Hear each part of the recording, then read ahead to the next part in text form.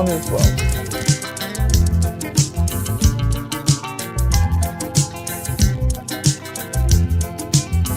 Hello everyone, welcome to Donna's World, and to thank God it's Friday, the weekly show in which I talk about anything and everything that crosses my mind that I think would be of interest to members of the human race. Now, I actually have a show on Wednesdays as well, but that's specifically about self-improvement, mental health, physical health, beauty. Today, Friday's show is about more general issues. And today I want to, well, first of all, I want to say that I'm doing it from a different room than normal in my house in Abuja, in Nigeria. None of you guys have never seen this part of my world before. And I did it specifically because I'm just so struck by this beautiful tree behind me with bright red flowers in the sunshine. It really cheered me up, gave me a lift this morning when I saw it. This is actually my study. And I just remembered my sister and my friends who are in really cold, horrible places at the moment, like London and, I don't know, New York, where the weather is just abysmal and there's snow, there's hurricanes. And, let's also give a shout out to people in Los Angeles who are going through all this hell because of the wildfires. My son lives there, and he was pretty close to the danger, and he still has a bag packed in case there's a need for evacuation. But he's been lucky. He's not, so far, not one of the people affected. So anyway, across the world, people are suffering from bad weather-related and environmental problems, and I just feel very lucky today to be in a place that's so sunny and trouble-free, at least in my immediate environment, or bubble, as some people would like to say. So people tell me, Donna, you live in a bubble. You don't live in the real Nigeria. Well, that's another topic for another day. Today, I want to talk about New Year's resolutions from a different perspective, because I came across this really interesting email from an organization that puts out something called Daily Motivation. And it even has a happiness manager called Barbara and a website. I don't know how I wound up on their mailing list, but they do send me stuff fairly often. And I'd like to read you something that really, really struck me. So, okay, most people make New Year's resolutions about their health, their weight, relationships, career, whatever, And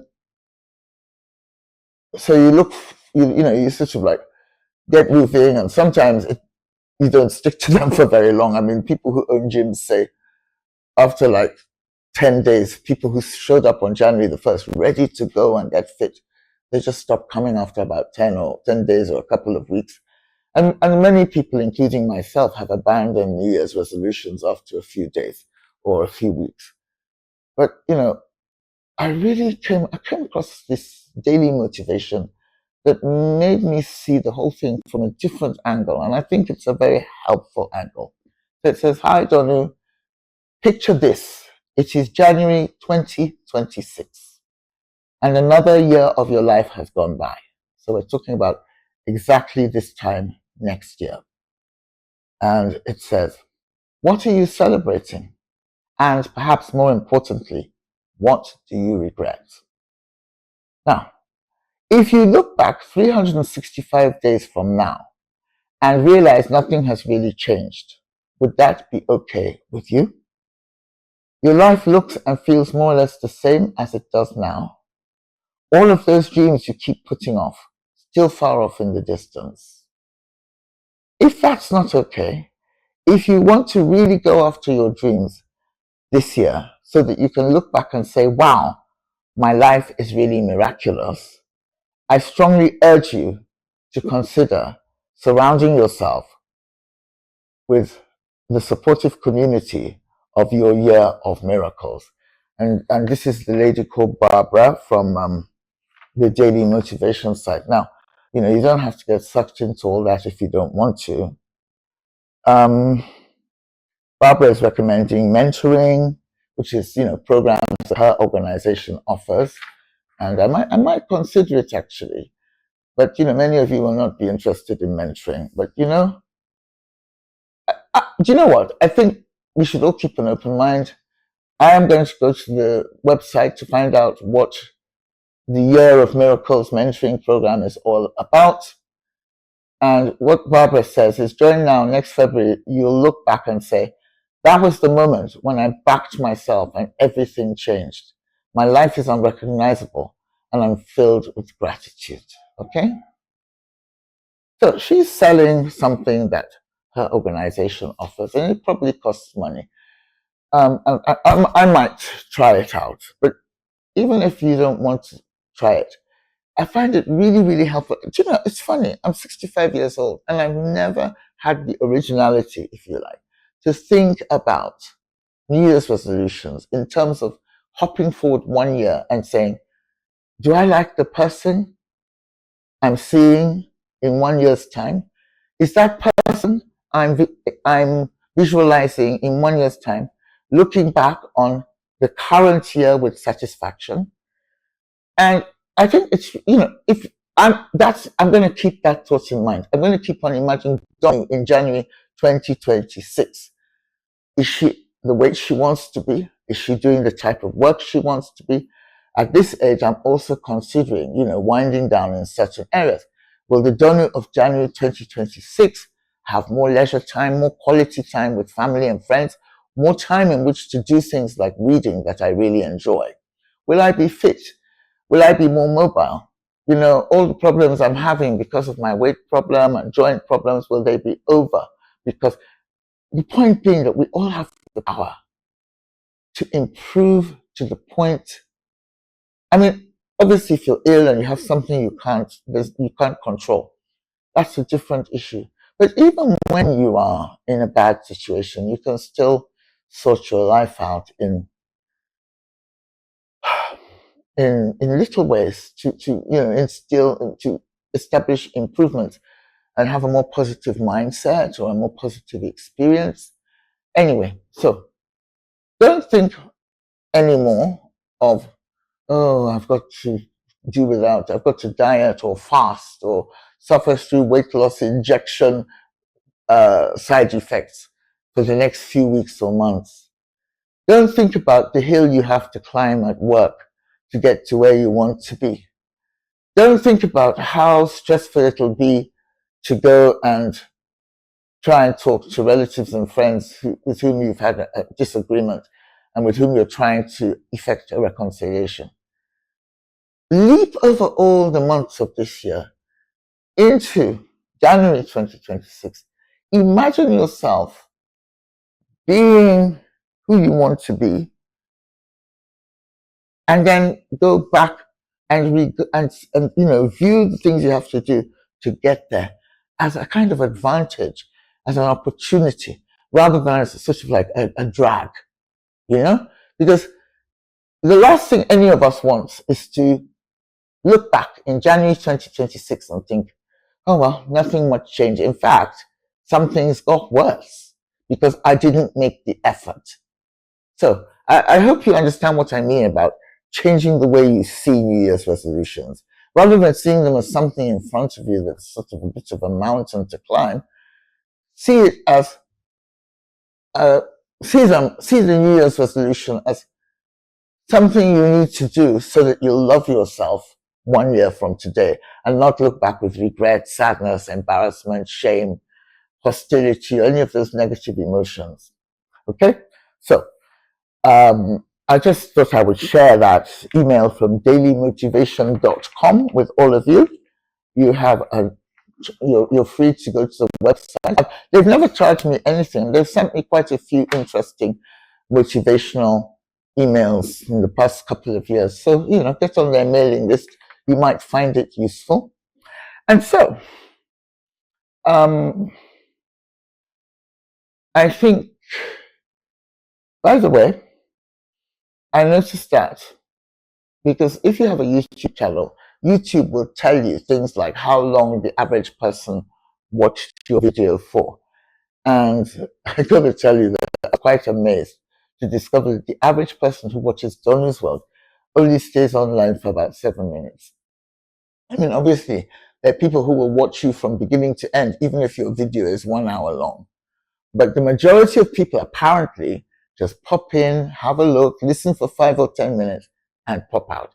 I don't know if it's the same people who do that every week, or if it's different people investigating different YouTube channels and trying to find somewhere where they can perch, somewhere that interests them. But I am aware of the fact that most of us have very short attention spans, and I'm going to try and make these videos a little bit shorter in future, unless you tell me that you like them long. But for now, I'm going to try and keep them as short as possible. I do tend to ramble on and on and on. So, one of my favorite YouTube people whom I follow is a Nigerian girl called Diola. And her videos are never more than about 5 minutes, and they're great. But she's good at, talking and keeping it tight and saying what she wants to say in 5 minutes. I'm a different type of person. So I would have to majorly discipline myself to produce much, much shorter videos. But I still try and be a bit less talkative. And tell me what you think about this whole idea of whether these videos should be shorter or longer. Okay?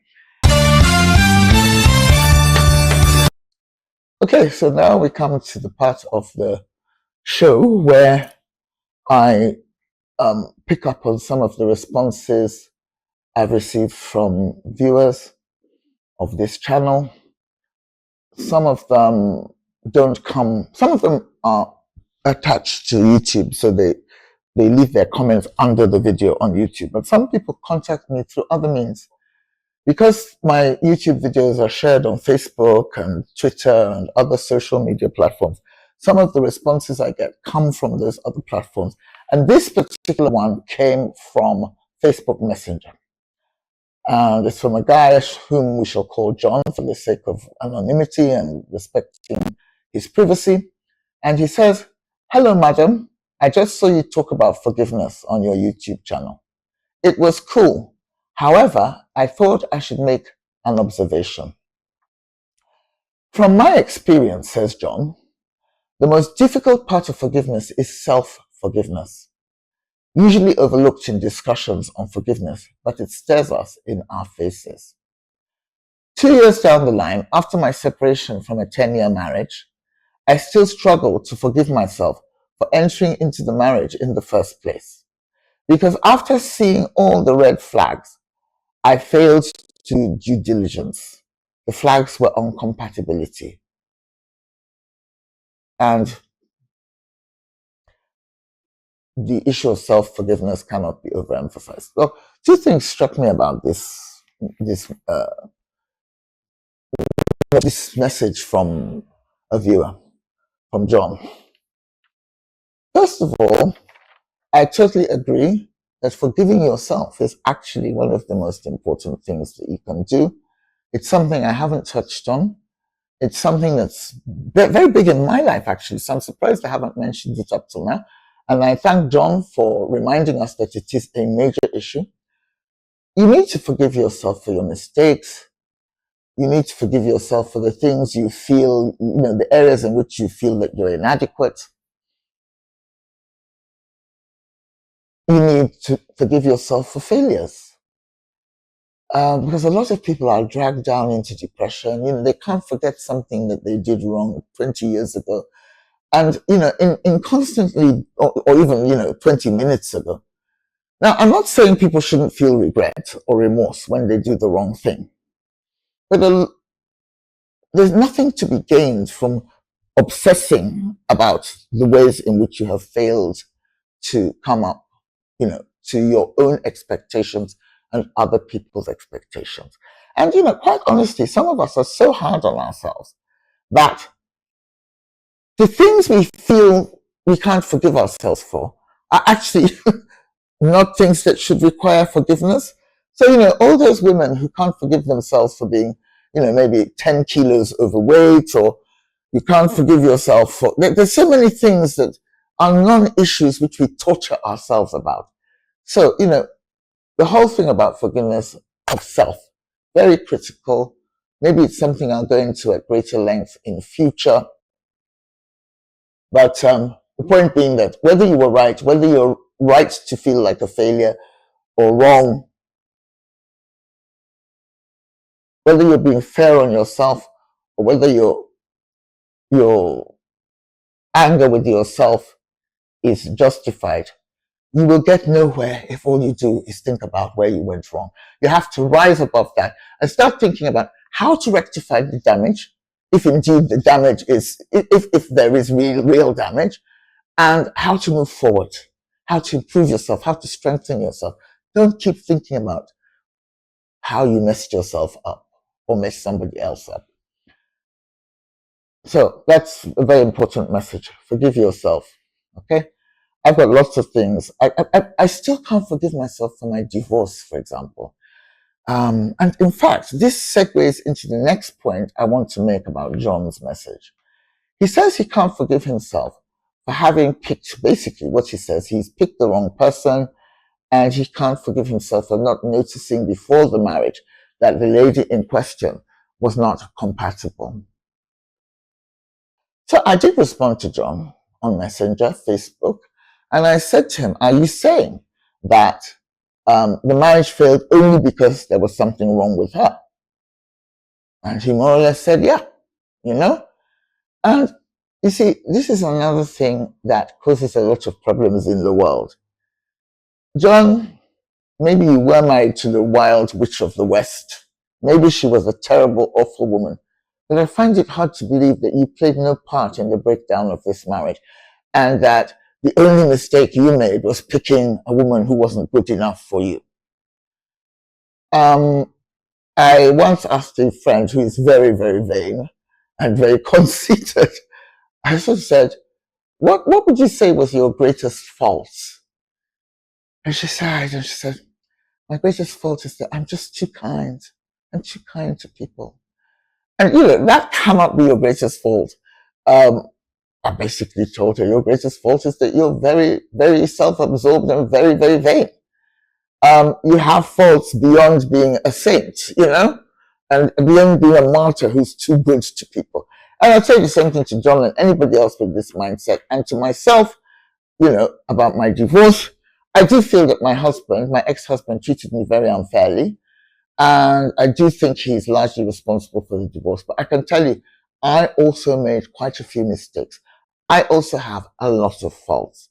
So, it's usually the combination of two people's weaknesses that destroy a marriage or cause conflicts of, other types of conflict. So, John, dig deep and ask yourself, are you really a saint whose marriage collapsed only because you married a woman who wasn't a saint like you? Listen to yourself. It doesn't sound quite right to me. Okay? So, let me just round up with a couple more responses from last week's sWorld. I talked about starving people in Nigeria who are being neglected by the government. 25 million Nigerians are literally starving, and the government doesn't seem to care much. I'd say they get a lot more help from outside forces like the United Nations. Nigeria is full of really greedy, selfish, rich people who don't care about anybody. And the government it's not like America or the UK where the government, there's a structure to take care of poor people. Basically, it's a mess. We don't have welfare states in countries like Nigeria. So let's see what my viewers had to say about that. And Mary Jane Wilston said, God bless you once again for your insights. I feel so bad for the poor people and the children in Nigeria. All I can do is pray and give to organizations that help around the world. Thank you very much, Mary Jane. That's what you do is really important, because in places like Nigeria, it is these international organizations and charities that can sort of rescue people. And I'm sure your donations make a huge difference in lots of little ways. She also, by the way, she also talks about a previous comment on Harry and Meghan, whom I accused of being too unforgiving. And she agrees with me that it's terrible that Meghan Meghan's father has never met his grandchildren, or Harry for that matter, by the way. There is no excuse. I totally agree with you, Mary. I think, people like us are very conservative about family values and how young people should relate to their elders. I'm just horrified by the behavior of Harry and Meghan towards the Queen, the Duke of Edinburgh, the late Duke of Edinburgh, the late Queen, her father. My parents were far from perfect, but I wouldn't do what they do, and I'm sure. Let's not go to Harry and Meghan again, but I agree with you. Thank you. They are too unforgiving. And then we have Patricia, who's a regular, Patricia Wask. And she says the worldwide global economy since the COVID pandemic has been in shambles and has caused all of the food shortages and massive inflation of food prices. Poor people are more desperate and deprived, even here in the USA. COVID was created in a lab in China. Well, I think that's something that it's a sort of like separate issue that needs to be looked into. But I tend to agree with you. And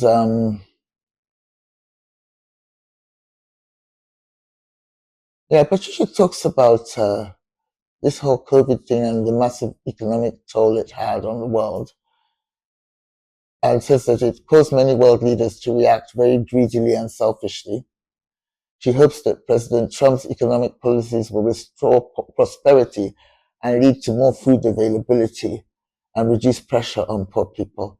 And she also says that perhaps Nigeria's leadership will change hands and the leaders you support will win the opportunity to bring about better lives for your country and its people. Amen to that. I'm not happy with the current government. I hope we wind up with a more caring government in future. But I think, Africa's problems can be solved with the right kind of governance. And